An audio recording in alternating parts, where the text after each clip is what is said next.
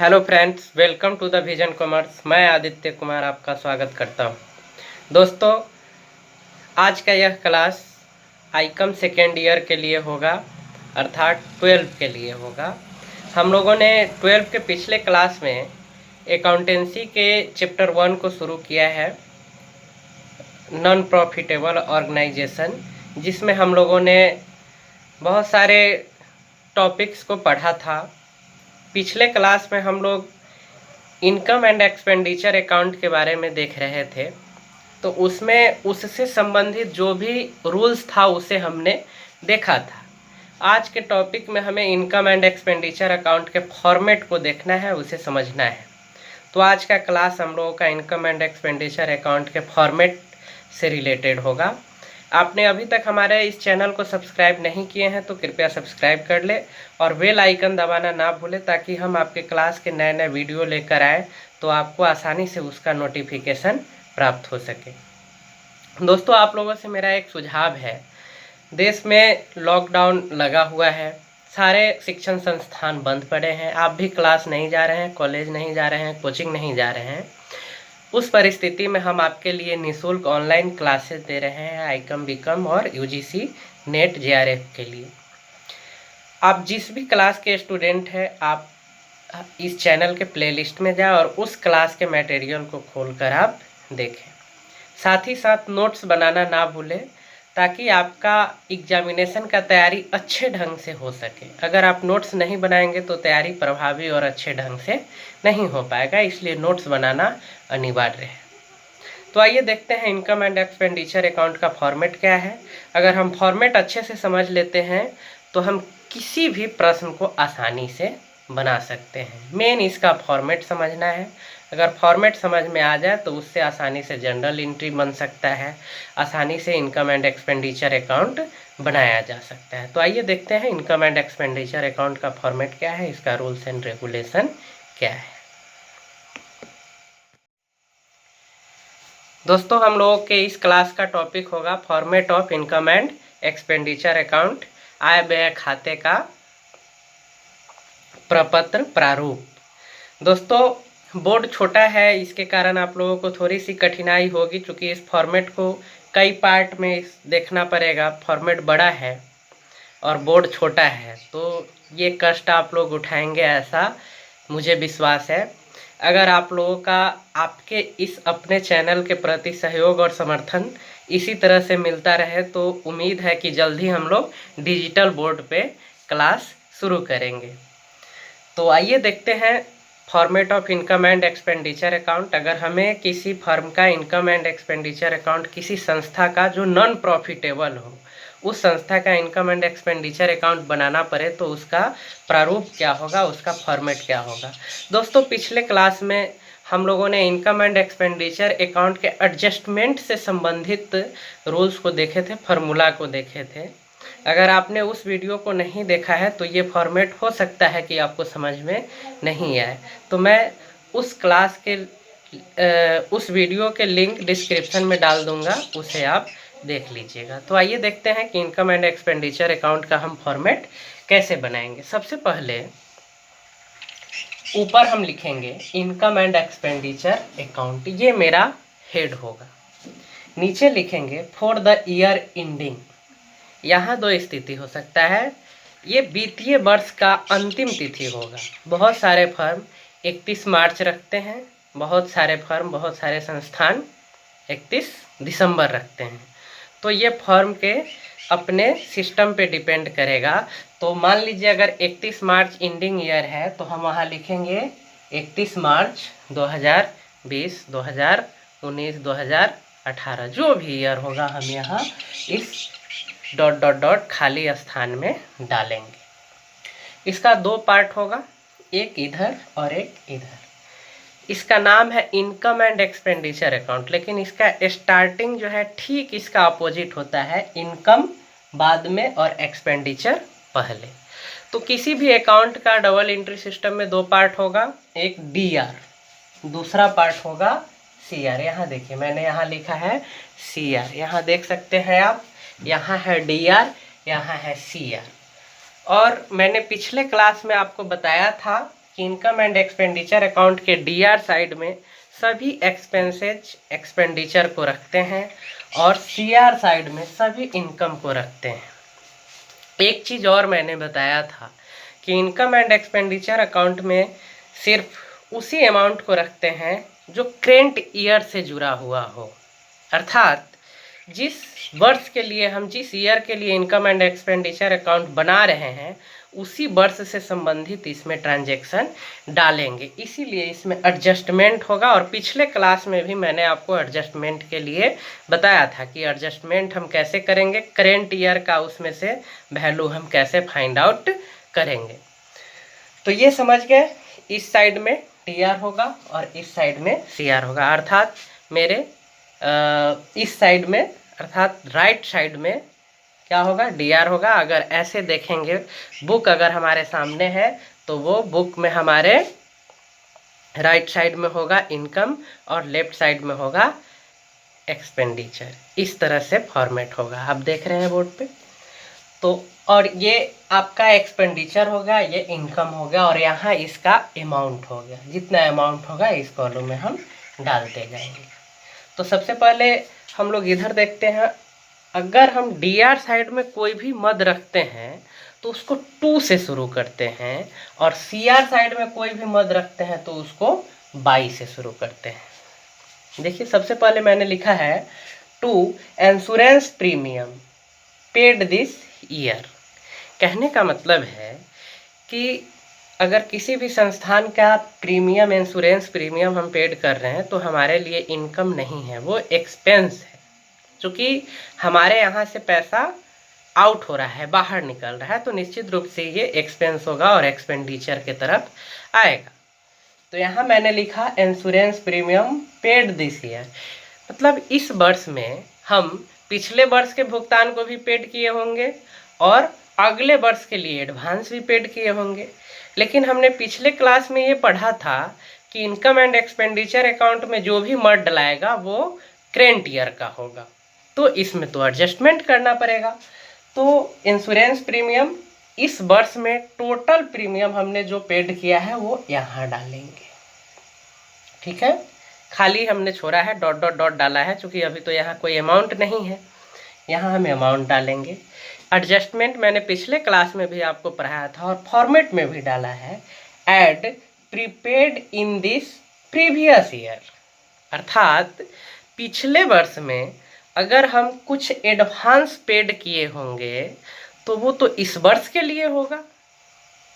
पिछले वर्ष में अगर किसी को मैंने एडवांस पेड किया तो एडवांस पिछले वर्ष में अगले वर्ष के लिए पेड होगा ना, तो वो तो इस वर्ष से जुड़ा हुआ होगा, तो उसको हम यहाँ ऐड करेंगे, उसका अमाउंट यहाँ लिखेंगे और इसको जोड़ करेंगे, दोनों को, इसको और इसको प्लस करके फिर यहाँ अमाउंट डालेंगे, इसको और इसको प्लस करेंगे और यहाँ अमाउंट डालेंगे।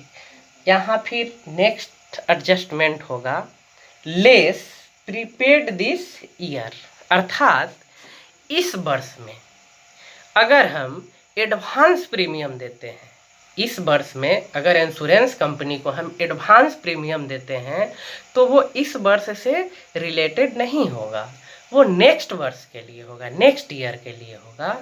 तो हम इसमें नेक्स्ट ईयर या बैक ईयर को नहीं डालते हैं, क्योंकि करेंट ईयर से रिलेटेड हम इसमें एडजस्टमेंट करेंगे, पॉइंट्स डालेंगे। तो इस वर्ष अगर हम प्रीपेड कर रहे हैं, एडवांस दे रहे हैं, इसको एडवांस भी लिख सकते हैं। अगर तो अभी एडवांस दे रहे हैं तो वो तो नेक्स्ट ईयर के लिए होगा, नेक्स्ट ईयर से रिलेटेड होगा, तो उसको लेस करेंगे। और यहाँ जो हम यहाँ टोटल अमाउंट करके लिखे हैं उसमें से इसको माइनस करेंगे, इस अमाउंट को, और जो बचेगा उसको इस अमाउंट वाले कॉलम में डाल देंगे। ये इंश्योरेंस प्रीमियम का फुल एडजस्टमेंट के साथ एंट्री होगा। नेक्स्ट देखते हैं टू सैलरीज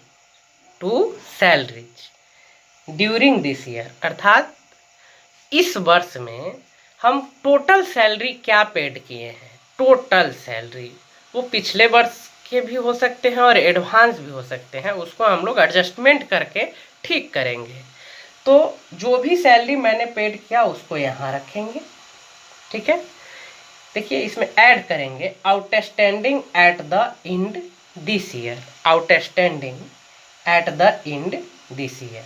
कहने का मतलब है कि इस वर्ष के अंतिम दिन तक आउटस्टैंडिंग क्या होगा। आउटस्टैंडिंग का मतलब हुआ कि मान लीजिए कोई वर्कर काम किया है लेकिन उसका अभी तक पेमेंट नहीं हुआ, पेमेंट नहीं कर पाए इस वर्ष में, तो वो आउटस्टैंडिंग हो गया।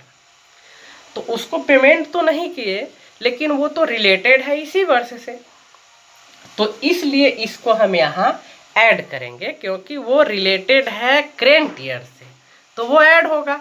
चूंकि ये ट्रांजैक्शन सेम ईयर के लिए होगा तो यहाँ ऐड करेंगे, ये अमाउंट यहाँ लिखेंगे और इसको प्लस करके फिर यहाँ अमाउंट डालेंगे, इसको और इसको जोड़कर यहाँ लिखेंगे, फिर इसमें से लेस करेंगे outstanding last year, outstanding last year. मान लीजिए पिछले वर्ष कुछ आउटस्टैंडिंग रह गया होगा तो वो तो नेक्स्ट ईयर में पेमेंट हुआ होगा।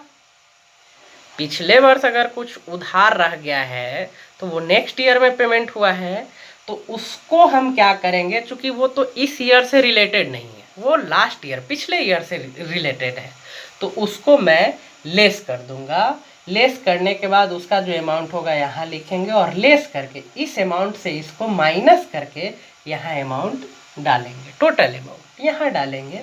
फिर एडजस्टमेंट होगा, add advance paid in this previous year, advance paid in the previous year, advance paid in the previous year. कहने का मतलब पिछले वर्ष में अगर सैलरी हम किसी वर्कर को एडवांस पेड किए हैं तो वो तो इस वर्ष से जुड़ा हुआ होगा, तो वो करेंट ईयर से रिलेटेड हुआ, तो उसको हम यहाँ क्या करेंगे, ऐड कर देंगे और उसका अमाउंट यहाँ डालेंगे ऐड कर कर। अब इसका अमाउंट यहाँ एक चीज़ छूट गया है, अब इसको इस मूल अमाउंट में इसको ऐड कर रहे हैं तो ये अमाउंट यहाँ आ जाएगा यहाँ। अब देखिए नेक्स्ट एडजस्टमेंट क्या है, less advance paid in the current year. अगर किसी वर्कर को हम इस वर्ष में एडवांस दे रहे हैं तो एडवांस देने का मतलब हुआ वो नेक्स्ट ईयर से रिलेटेड होगा, तो जब नेक्स्ट ईयर से रिलेटेड होगा तो उसको हम यहाँ माइनस करेंगे और इस अमाउंट में से ये एडवांस पेड जो कर रहे हैं उसको माइनस करके और यहाँ इसका मूल अमाउंट लिखेंगे। तो ये दो पॉइंट्स हुए डीआर साइड का, एक्सपेंस साइड का। अब हम लोग इनकम साइड का देख ले, फिर इसके नेक्स्ट वाले पॉइंट को हम लोग नेक्स्ट बार में देखेंगे। अब हम लोग इनकम साइड का भी देखते हैं, इधर देखेंगे by subscription total receive during the year. अगर हम सब्सक्रिप्शन चंदा टोटल रिसीव करते हैं उसको एक साथ डालते हैं, इस वर्ष में जो भी मैंने रिसीव किया है उसको एक साथ डालेंगे। अब इसमें फिर एडजस्टमेंट होगा, देखिए add outstanding at the end of this year. अगर आउटस्टैंडिंग अर्थात कुछ सब्सक्रिप्शन ऐसे बच जाता है जो इस वर्ष के अंतिम तक हमें प्राप्त नहीं हुआ है लेकिन किसी के यहाँ उधार है, तो वो तो इस वर्ष से रिलेटेड होगा, तो फिर उसको हम यहाँ डालेंगे और इस अमाउंट में हम ऐड कर देंगे, ऐड करेंगे। फिर इसमें लेस करेंगे outstanding in the beginning, beginning अर्थात शुरुआती समय में, इस वर्ष के शुरुआत में जो आउटस्टैंडिंग था तो वो तो इस वर्ष से रिलेटेड नहीं होगा, वो पिछले वर्ष से रिलेटेड होगा, तो इसलिए इसको लेस करेंगे और इसका अमाउंट यहाँ डालेंगे और इसमें से इसको माइनस करके फिर मूल अमाउंट यहाँ डालेंगे। फिर नेक्स्ट एडजस्टमेंट होगा advance received in the last year, मतलब पिछले वर्ष में अगर कुछ सब्सक्रिप्शन एडवांस आया हो तो वो इस ईयर से रिलेटेड होगा, इसलिए इसको ऐड कर रहे हैं और इसका इस अमाउंट में ये एडवांस वाले को हम ऐड करके फिर अमाउंट यहाँ लिखेंगे और नेक्स्ट एडजस्टमेंट होगा advance received in this year, अर्थात इस वर्ष में अगर सब्सक्रिप्शन हमको एडवांस में प्राप्त होता है तो वो अगले वर्ष से संबंधित होगा, तो उसको हम क्या करेंगे, चूंकि वो तो करेंट ईयर से रिलेटेड नहीं है तो उसको माइनस कर देंगे, माइनस करेंगे और जितना अमाउंट होगा वो यहाँ लिखेंगे और इसमें से इसको घटा कर यहाँ दिखाएंगे। तो ये हमने समझा। अभी इसमें बहुत सारे मद है जिसको इनकम एंड एक्सपेंडिचर अकाउंट के बहुत सारे मद है जिसको समझना है। बोर्ड छोटा होने के कारण पार्ट पार्ट में इसको समझना है। तो ये आप स्क्रीनशॉट ले लीजिए ताकि नोट्स बनाने में आपको आसानी रहेगा। नेक्स्ट हम इसको फिर मिटाकर नेक्स्ट पॉइंट्स लिखेंगे, नेक्स्ट ट्रांजेक्शन को लिखेंगे। देखते हैं नेक्स्ट ट्रांजेक्शन।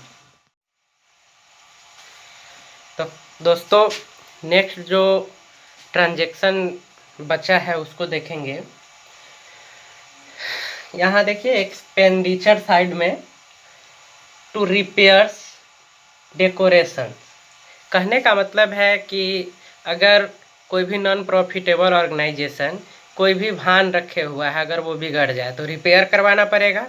कोई भी मशीन रखा हुआ है या एक मान लीजिए चेयर है या टेबल है, वो टूट गया तो रिपेयर तो होगा, तो उस पर जो एक्सपेंस जाएगा वो एक्सपेंडिचर साइड में आएगा। डेकोरेशंस, बहुत सारे चैरिटी फंक्शन किया जाता है, चैरिटी प्रोग्राम किया जाता है, तो वहाँ लाइटिंग वगैरह की आवश्यकता होती है, डेकोरेशंस की आवश्यकता होती है। तो वो जो एक्सपेंस आएगा उसको हम यहाँ डालेंगे और उसका अमाउंट हम लोग यहाँ डाल देंगे। नेक्स्ट है टू डिप्रिसिएशंस। अगर मान लीजिए मैंने बिल्डिंग आज से 10 साल पहले खरीदा था 10 लाख रुपए में, और आज उसका रेट है, चूँकि पुराना हुआ तो आज उसका रेट होगा मान लीजिए 8 लाख, तो 2 लाख रुपए जो उसका डाउन हुआ तो वो डिप्रिसिएशन हुआ। ये हर तरह के चीज़ में अक्सर ज़्यादातर ये चलंत पूंजी में आता है। जैसे मान लीजिए एक ट्रक खरीदे तो नया का मूल्य कुछ और होगा, पुरान होने के बाद कुछ और होगा मूल्य, तो ये जो कमी आता है उसी को हम लोग डिप्रिसिएशन कहते हैं, ह्रास कहते हैं। तो उसको डालेंगे, उसका अमाउंट हम लोग यहाँ डाल देंगे। नेक्स्ट है स्टेशनरी। स्टेशनरी जो होगा उसका अमाउंट यहाँ डालेंगे। इसमें ओपनिंग स्टॉक को ऐड करेंगे, क्योंकि वो शुरुआती दौर में आया था और इस वर्ष में यूज हुआ। ओपनिंग स्टॉक को इसमें ऐड करेंगे, और जो वर्ष के अंत में अर्थात यह खाता बनाने के अंत दिन लास्ट डे जो बच जाता है अर्थात क्लोजिंग स्टॉक, उसको हम लोग लेस करेंगे, क्योंकि वो फिर उसका यूज नेक्स्ट ईयर में होगा, तो वो इस ईयर से रिलेटेड नहीं होगा, तो इसको लेस करके यहाँ अमाउंट डाल देंगे। उस तरह से होगा। टेलीफोन चार्ज, टेलीफोन पे जो बिल जाएगा संस्था का। प्रिंटिंग एंड स्टेशनरी उसका डालेंगे। इलेक्ट्रिसिटी, बिजली बिल जो होगा उसका डालेंगे। पोस्टेज एंड स्टाम्प्स पे जो खर्च होगा उसको यहाँ डालेंगे। स्पोर्ट मटेरियल, जो परचेज कर रहे हैं स्पोर्ट मटेरियल, उस पे जो खर्च होगा यहाँ डालेंगे। Loss on sale of asset, अगर किसी प्रकार के वस्तु को बेचते हैं, अगर उस पर हानि होता है तो उस हानि को वो तो एक्सपेंस में हम लोग उसको डाल देंगे, उसका अमाउंट यहाँ डाल देंगे। टू चैरिटी, डीआर साइड, अर्थात अगर हम कोई चैरिटी फंक्शन करते हैं या नॉन प्रॉफिटेबल ऑर्गेनाइजेशन अगर चैरिटी फंक्शन करता है और उस पर जो घाटा होता है तो उसको हम एक्सपेंस साइड में दिखाते हैं डीआर वैल्यू। उसी तरह से इनकम में भी कुछ पॉइंट्स को देख लेते हैं। बाय लॉकर रेंट, अगर हमारे पास लॉकर है उससे कुछ रेंट प्राप्त होता है तो उसको हम लोग इनकम साइड में रखेंगे। इनकम फ्रॉम लेक्चर, अगर कोई भी नॉन प्रॉफिटेबल ऑर्गेनाइजेशन किसी भी लेक्चर या कार्यक्रम ऑर्गेनाइज करके उससे कुछ प्राप्ति करता है तो वो उस संस्था का, उस फर्म का इनकम माना जाएगा, तो उसको हम लोग इनकम साइड में रखेंगे। Receipts from dance and show, non profitable organisation समाज हित के लिए पैसे अर्न करने का बहुत सारे तरीके को अपनाते हैं, जिसमें चैरिटी होता है, डांस फंक्शन होता है, लेक्चर फंक्शन होता है, तो उस सब पे जो भी आया होता है हम उसको इनकम साइड में डालते हैं। नेक्स्ट है बाय सेल ऑफ यूज्ड, यहाँ डॉट डॉट डॉट खाली स्थान मैंने इसलिए दिया है कि मान लीजिए कोई नॉन प्रॉफिटेबल ऑर्गेनाइजेशन स्पोर्ट्स से रिलेटेड है, तो प्रैक्टिस में जो टेनिस बॉल हुआ, क्रिकेट बॉल हुआ, फुटबॉल हुआ, ये यूज्ड अगर हम बेचते हैं तो उससे जो प्राप्ति होती है उसको हम इनकम साइड में रखेंगे। जैसे मैगजीन या न्यूज़पेपर जो आता है वो बाद में रद्दी में बिकता है, तो उससे जो भी इनकम होगा, sale of used newspaper, used cricket balls, tennis ball, जो भी चीज़ अगर सेल आउट करते हैं उससे जो कुछ भी प्राप्ति होती है उसको हम इनकम साइड में यहाँ डालते हैं। नेक्स्ट है interest on security, investment and bank deposit. Investment पे, सिक्योरिटी पे या बैंक डिपॉजिट पे जो भी इंटरेस्ट ब्याज हमको प्राप्त होता है उसको हम इनकम साइड में डालते हैं। नेक्स्ट है डिविडेंड ऑन शेयर, शेयर पे जो लाभांश की प्राप्ति होती है वो इनकम साइड में आता है। बाय जनरल डोनेशन, अगर हमको डोनेशन मिलता है उसको हम इनकम साइड में रखते हैं, ये जनरल डोनेशन है। नेक्स्ट है advertisement in the year book, अगर कोई भी संस्थान अपने वार्षिक पुस्तक में किसी भी फर्म का या किसी भी संस्थान का ऐड डालते हैं, एडवर्टीजमेंट डालते हैं, तो उससे जो प्राप्ति होती है उसको हम लोग रिसिप्ट साइड में डालते हैं, सॉरी इनकम साइड में डालते हैं।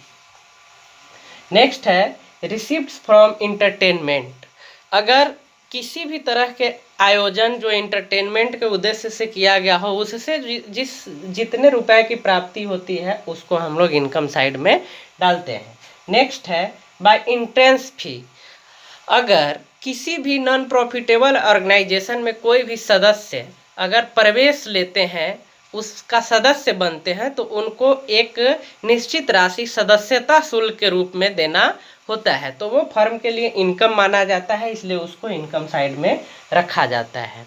नेक्स्ट है चैरिटी, सीआर, सीआर इसलिए लिखा है कि चैरिटी के सीआर साइड का जो बैलेंसिंग होगा वो प्रॉफिट माना जाएगा, तो ये प्रॉफिट होगा अर्थात इनकम हुआ, तो इसको हम लोग इनकम साइड में रखेंगे।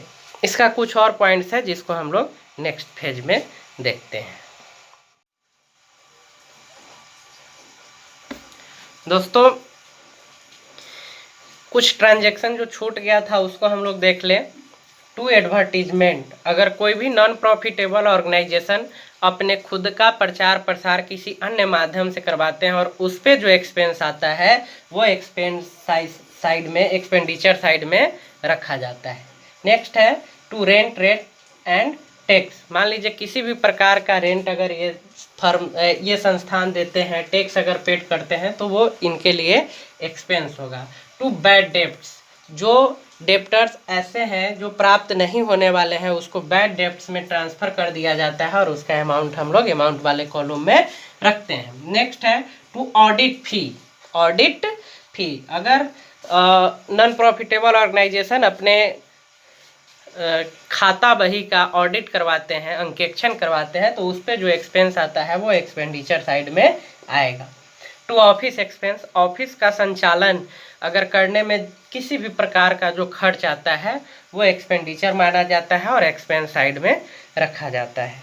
टू संडे एक्सपेंसेज, अन्य जो भी खर्च है वो एक्सपेंस है और वो करेंट ईयर से जुड़े हुए हैं, इसलिए उसको एक्सपेंडिचर साइड में रखते हैं। नेक्स्ट है interest on loan bank overdraft, अगर नॉन प्रॉफिटेबल ऑर्गेनाइजेशन किसी से कर्ज लेते हैं, लोन लेते हैं या बैंक से ओवरड्राफ्ट कर लेते हैं तो उस पर जो इंटरेस्ट देना पड़ता है वो एक्सपेंडिचर का प्रकृति का आता है, एक्सपेंस प्रकृति का आता है, इसलिए उसको एक्सपेंडिचर साइड में डालते हैं।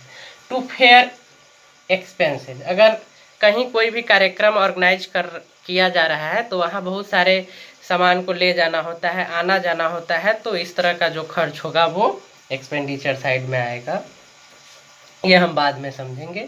इधर आते हैं, यहाँ देखिए बाय मेंबरशिप फी, अगर कोई मेंबर बनता है इस संगठन का व्यक्ति, वो जो फी पेड करते हैं, जो पैसे देते हैं वो इनकम माना जाता है और यहाँ रखा जाता है। बाय एडमिशन फी, मान लीजिए कोई संस्थान अगर स्कूल चलाते हैं उसमें एडमिशन बच्चों का होता है, या कोई भी व्यक्ति आकर, या लाइब्रेरी हुआ, किसी भी प्रकार का जिसमें नामांकन शुल्क अगर कोई भी व्यक्ति पेड करता है तो वो इस फर्म के लिए इनकम होगा और इनकम साइड में डाला जाता है। बाय ट्यूशन फी, ट्यूशन से जो प्राप्ति होता है। ग्रांट फ्रॉम गवर्नमेंट, गवर्नमेंट से जो भी अनुदान प्राप्त होता है वो इनकम प्रकृति का होता है और इनकम साइड में डाला जाता है। इनकम फ्रॉम कैंटीन, अगर कोई नॉन प्रॉफिटेबल ऑर्गेनाइजेशन कैंटीन चलाते हैं उससे जो प्राप्ति होता है उसको हम लोग यहाँ रखते हैं। ये और ये, इसको समझने से पहले ये देखिए, यहाँ तक का जो ट्रांजैक्शन होता है और यहाँ तक का जो ट्रांजैक्शन होता है उस सभी अमाउंट का हम योग करते हैं, ऐड करते हैं और देखते हैं कि अंतर कितना है। मान लीजिए इनकम का अमाउंट ज़्यादा होता है और एक्सपेंडिचर का यहाँ तक का अमाउंट यहाँ तक का और यहाँ तक का जोड़े अगर तुलना किए तो ये अगर ज़्यादा होता है, ये कम होगा, तो इसका बैलेंसिंग करेंगे। बैलेंसिंग करने का मतलब हुआ कि जितना राशि इधर कम रहा है उसको हम लिखेंगे surplus, excess of income over expenditure, अर्थात एक्सपेंडिचर से इनकम क्या है, ओवर है, अधिक है, तो ये क्या होगा, सरप्लस होगा।